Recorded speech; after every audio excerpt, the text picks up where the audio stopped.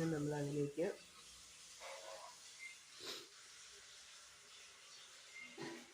പുളി കുറഞ്ഞ ഒരു 2 സ്പൂൺ തൈര് ചേർത്ത് കൊടുക്കുന്നുണ്ട്.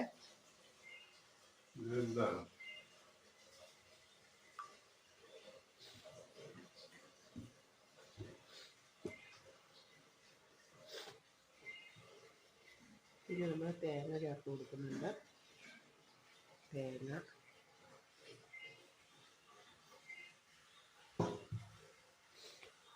ഇതിന് നമ്മൾ ചെറിയൊരു മധുരം കിട്ടുന്നതിനായിട്ട്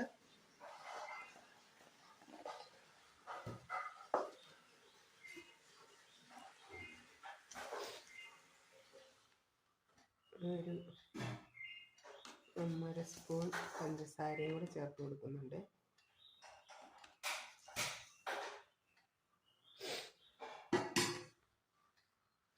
നമ്മളിതെല്ലാം കൂടെ ചേർത്ത് ചെറിയ ചൂടുവെള്ളത്തിലൊന്ന് കുഴച്ചെടുക്കണം.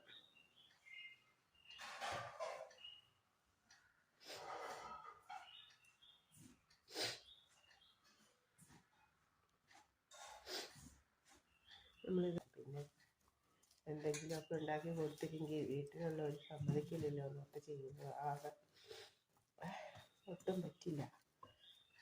ഉണ്ടോ ഇവിടെ മാവ് റെഡി ആയതാണ്. നമ്മുടെ കയ്യിലൊന്നും ഒട്ടുന്നില്ല.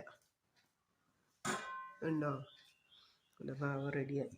നമുക്ക് ഒട്ടും താമസമില്ല. കല്ലിലേക്ക് പരത്തി കൊടുത്താൽ മതി. ഇവിടെ ആയിട്ട് നമുക്ക് പരത്തി കൊടുക്കാം.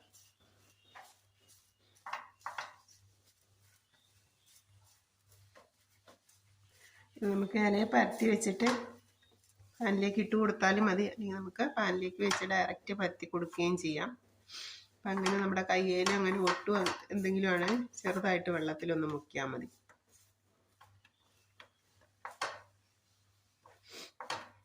ഒരുപാട് നൈസാക്കണ്ട. പിന്നെ നമ്മുടെ വീട്ടിൽ പണ്ടത്തെ മുത്തശ്ശിമാരുടെയൊക്കെ ഒരു പ്രത്യേക റെസിപ്പിയാണ്. അത് നമുക്കൊരു നൊസ്റ്റാൾജിയം കൂടി ഉണ്ട്. മുത്തശ്ശിമാരൊക്കെ ഉള്ള വീടുകളാണെങ്കിൽ അറിയാം. ആ തലമുറയിൽ, പഴയ തലമുറയിൽപ്പെട്ട നമ്മുടെ തലമുറയിൽപ്പെട്ടവർക്കൊക്കെ മുത്തശ്ശിമാർ വിശേഷാവസരങ്ങളിലും 4 മണിക്കും ഒക്കെ നമുക്ക് അത് പ്രിപ്പയർ ചെയ്ത് തന്നിട്ടുണ്ട്. നമ്മുടെ മുത്തശ്ശിമാരെയൊക്കെ നമ്മളെ എത്ര സ്മരിച്ചാലും മതിയാവില്ല. നമ്മുടെ കുഞ്ഞുങ്ങളോടൊക്കെ അത് പറഞ്ഞു കൊടുക്കണം.